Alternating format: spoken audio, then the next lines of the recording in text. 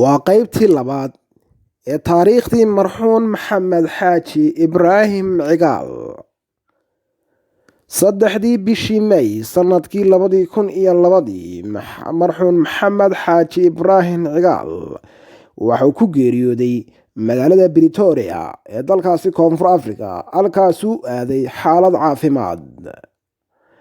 Rabbi naxariistii jannaha ka waraabiye. Maxamed Xaaji Ibraahim Cigaal waxa uu ahaa libaaxii siyaasadda Soomaalida iyo aabihii Somaliland. Markii ay maqleen dadka Soomaaliyeed geerida marxuun Maxamed Xaaji Ibraahim Cigaal, aad ayay uga naxeen gebi ahaanba dadka Soomaalidu meel kastoo ka joogaan daafaha caalamka.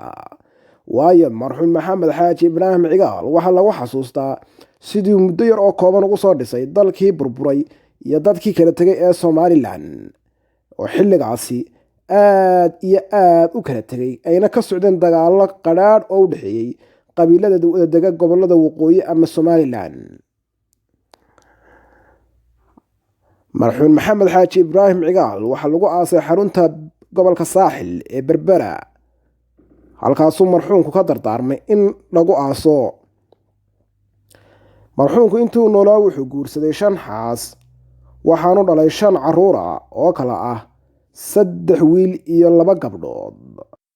5 ciyaalaba waxa u dhashay xaaskiisii la odhan jiray Caasha Siciid Caabi.